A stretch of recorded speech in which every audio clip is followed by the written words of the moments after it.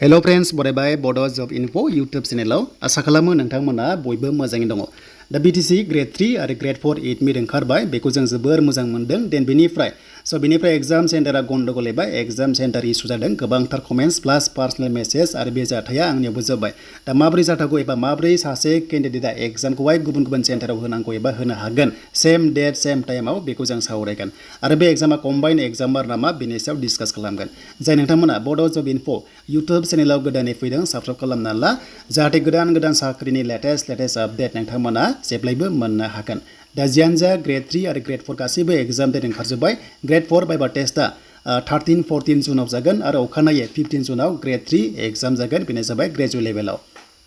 दा जोङो CSP नि साइडआव फैबाय आरो बेयाव फैनाय लोगो लोगो ग्रेड 4 नि अरेल टेस्ट होबाय आरो गाहायाव ग्रेड 3 एडमिट दङ। बेयाव क्लिक हेयाराव थुनाय लोगो लोगो नोंथांमोना एडमिट डाउनलड खालामनो हागोन। स' बेयावबो दायो एसे गोरोन्थि दङ। दायो भिडिअ खालामनाय टाइमाव एसे गोरोन्थि बेयाव मोनगोन नोंथांमोना। बेनो जाबाय ग्रेड 4 बेयाव ओंखारगोन आरो क्लिक खालामबा अके। स' बे मेटार नङा नाथाय नोंनि एडमिटआ बेयावनो फैगोन। जानो हागौ बिथांमोना टाइपिं मिस्टेक खालामदों बे पर्टेलाव अके। दा नै ग्रेड 4 दङ। बे जेबो नङा जास्ट बेयाव नोंनि नामजोंनो एडमिटखौ नोंथांमोना सार्च खालामबानो गासैबो मोनगोन। बेनो जाबाय ग्रेड 3 आव। दा बेखायनो बेयाव आंनिखौनो नायनोसै। बेनो जाबाय ग्रेड 3 आव आङो मोनथाम डिपार्टमेन्टआव एप्लाइ खालामदों। एग्जाम सेन्टारा एक्सट्रा बा आं माब्रै एबा नोंथांमोना माब्रै एग्जाम हैगोन बेनि सायाव कमेन्ट्स खालामनो दाबाव। स' बेयाव जों नामजों नायनाय लोगो लोगो एडमिटआ गांथामबो फैदों अके। आं माने मोनथाम डिपार्टमेन्टआव एप्लाइ खालामदों एबा नोंथाङा मा डिपार्टमेन्टआव एप्लाइ खालामदों गासैबो मोजां चेक खालामना ला प्लास एक्न'लेजमेन्टखौ नोंथांमोना चेक खालाम बै समाव एप्लाइ खालामनायाव। बेयाव मोनथामबो दङ आं माने ब्लार खालामबाय माखासे प्राइभासिनि खोथा थायो। दा जों बे मोनथाम एडमिटआ दा बबेयाव एग्जाम दं मारै सेन्टारा जों बेखौ लाइभ प्रुफ हिसाबै नायगोन। स' नोंथांमोना बयबो कमेन्ट्स खालामनो दाबाव आरो भिडिअखौ हानाय एसेबां शेयार खालाम। जुदि CSBआ जुदि टेकनिकेलि इसु एबा गोरोन्थि मावदोंबा जाहाथे नेक्स्टआव मोजाङै सुद्रायफिनो मानोना गोबां प्रब्लेम जानो हागौ एग्जाम सेन्टारखौ लानानै।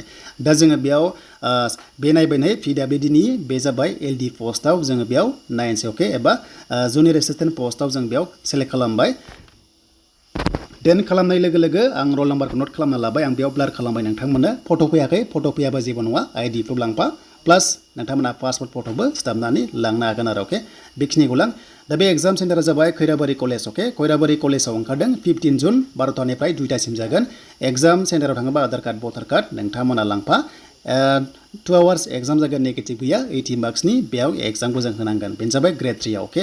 एग्जामा बर'जों इंलिसजों थागोन। देन बेखौ जों मिथिबाय SMS बो थागोन। दा बे जाबाय खैराबारि कलेजाव। देन बेखौ एग्जाम लिरोबा नोंथांमोना ब्लेकजों लिरनांगोन बेखौ होनदों। स' दानिया जों सेकेन्ड एडमिट आंनिखौनो बेयाव डाउनलड खालामबाय आरो डिपार्टमेन्टआ ट्राइबेल एफेयार्समोन। दा बेयाव जोङो क्लिक खालामबाय आरो क्लिक खालामनाय लोगो लोगो लाइभ प्रुफ नोंथांमोना नायदो। आं ब्लार खालामबाय रल नाम्बारखौहाय बेयावबो फट' गैया टेनसन गैया बे मेटार नङा। देन बेनिफ्राय एग्जाम सेन्टारासो सेम टाइमाव नायदो नै। दहाय जों मोनदोंमोन खैराबारि कलेजाव दायो मोनलायबाय रौता कलेज अके। बेबायदि मोनबाय। देन 15 जुनावनो टाइमा गासिबो सेम। दा नायदो नै एग्जाम फिसखौ आङो एक्सट्रा पे खालामदोंमोन अके। एक्सट्रा एप्लाइ खालामदोंमोन। दा माब्रै बबे मोनसे एग्जामखौ हैनांगौ मोनसेखौ हैबा मोनसेखौ होनो मोनला अके। अब्ला सोरनि लस जाखो जोंनि लस जाबाय एग्जाम फिसा। स' जुदि एग्जाम सेन्टारा सेम मोनब्ला एबा माल्टिपल पस्टनि एडमिट गांसेयावनो फैनाय मोनब्ला स' जोबोर मोजां जागौमोन। दानिया बै समावथ' डाइरेक्ट एप्लाइ खालामदोंमोन अके। हमना ला एक्सट्रा लिंकआवसो जों एप्लाइ खालामनांदोंमोन। बै समावथ' डाइरेक्ट डिटेल्स गैयामोन जे बेबायदि जागोन होननानै। बाट दायो एग्जाम सेन्टारखौ जों एक्सट्रा नुनो मोनबाय। स' दायो जों मोनसे एडमिट नायबावबाय बेनो जाबाय आरोबाव ग्रेड 3 मोनथाम एप्लाइ खालामनायाव। स' नोंथांमोनाबो चेक खालाम रल नाम्बार गासैबो गोरोबलाया। स' बेखौ नोंथांमोना नायदो फट' थायाखै।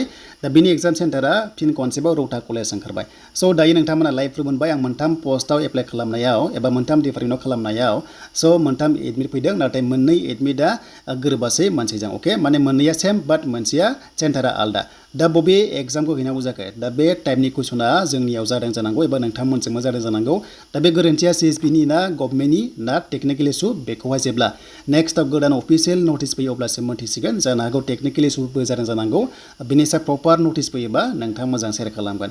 दा जुदि बेबादि जामारोबा स' माने बबेबा मोनसे एग्जामखौ स्किप खालामनांसिगोन आरो एग्जाम फिसा लस जासिगोन आरो जोंनि जेनाखि थांखि बेबो माने एसे आलादा जासिगोन आरो। दा बेखिनि नोंथांमोना आपडेटखौ लाग्रोदो। जेब्ला गोदान नटिस फैयो CSB नि एबा वेबसाइटनिफ्राय अब्ला नोंथां मोजाङै शेयार खालामगोन। आरो बेबादि जाथाया नोंथांमोनजोंबो जादों नामा स' कमेन्ट्स खालाम।